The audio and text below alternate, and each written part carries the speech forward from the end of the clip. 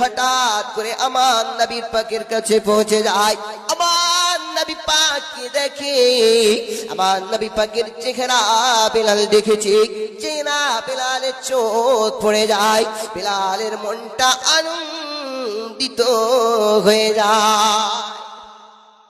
বেলাল খুশি হয়ে যায়, এত সুন্দর চেহারা, এত রূপময় দেখতে আমি বেলাল জীবনে কখনো পুরুষ দেখিনি, এইরকম মানুষ আমি দেখিনি। একদা আপনার যেন বেলাল দেখার পরে নিজের মনে আশা জেগে গেল, যদি মানুষটা এত সুন্দর হয় তার নিশ্চয়ই ধর্মটা হবে সত্য, তার কথাবার্তা হবে সত্য। একদা আপনার যেন বেলাল সব কিছু দাঁড়িয়ে দেখতেছে, দাঁড়িয়ে দেখতে দেখতে যেন বেলালের মনে খটকা জেগে যাবার পরে তার মনে আশা জেগে গেল, আমি নবীর কাছে যাব আর কালেমা পড়ে মুসলমান হব।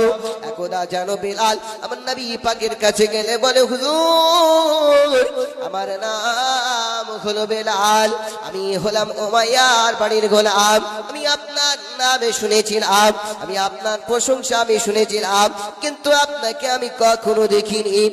আজ আপনাকে দেখার পরে আমার মনটা আনন্দিত হয়, আমার মনটা খুশি হয়ে যায়। হুজুর আমি আপনার কাছে কালেমা পড়ে মুসলমান হতে চাই, মুসলমান হতে চাই। আমার নবী পাক সাল্লাল্লাহু আলাইহি ওয়াসাল্লাম সঙ্গে সঙ্গে বেলালকে কালেমা পড়ে মুসলমান বানিয়ে নিলেন। জোরে বলেন। একদা যেন আমার নবী পাক বেলালকে বলতে আরম্ভ করে, বেলাল আজ তুমি উমাইয়ার বাড়ির গোলাম, এই উমাইয়া হলো একটা ভূত পূজাকারী, মূর্তি পূজাকারী, কাফেরদের সবচেয়ে বড় লিডার।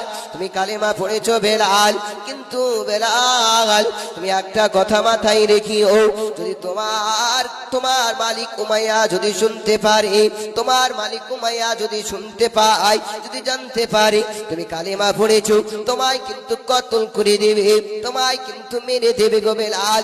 কিন্তু বেলাল আমি তোমায় বলি, এই ভয়টা তোমার মধ্যে নেবে না, এই ধরটা তোমার মধ্যে নেবে না, কারণ হলো আমি নবী পাক তোমায় সুবান দিয়ে যাই, আমি তোমার সঙ্গে থাকবো।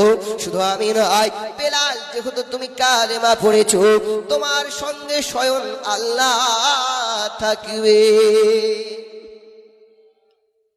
বেলাল একটা কথা তুমি মাথায় রাখিও, আমি নবী পাক যখন তোমার সঙ্গে আছি, আমার আল্লাহ পাক যখন তোমার সঙ্গে আছে, তোমার চিন্তার কোনো কারণ নাই। একদা যেন বাবা একটা কথাই বলল বেলাল, যতই কষ্ট দেখ না কেন, যতই আপাত বিপদ হোক না কেন বাবা, জীবনে তুমি কখনো কালেমা বাদ দেবে না। বেলাল একটা কথাই আমার নবী পাককে বলেছিলেন, বলে হুজুর আমি বেলাল আপনাকে কথা দিয়ে গেলাম, আমি আপনাকে জবান দিয়ে গেলাম, যতই আমি বেলাল আমায় কষ্ট দেখ না কেন, আমায় আঘাত করুক না কেন, আমি বেলাল আপনাকে কথা দিয়ে যাই, জীবনেও আমি বেলাল কালেমা পাতে না। আর আমরা এমনি এমনি কালেমা পেয়ে গেছি, কষ্ট না করাতে। এই ধর্মে এসে গেছি নবীর উম্মত হয়ে, তবুই কিন্তু আমরা ওই নবীকে মহাব্বত করি না, ভালোবাসি না।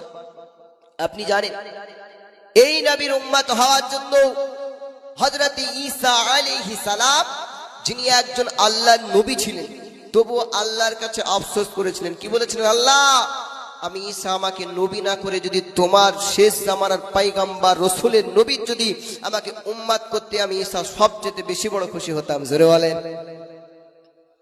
একজন নবী হওয়ার পর আফসোস করেছে বাবা আমার আপনার মতো উম্মত হওয়ার জন্য।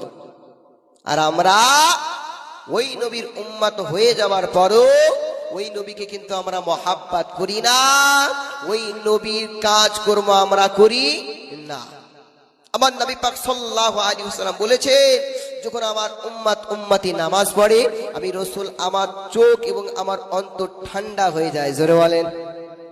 আর আমরা নামাজ থেকে দূরে।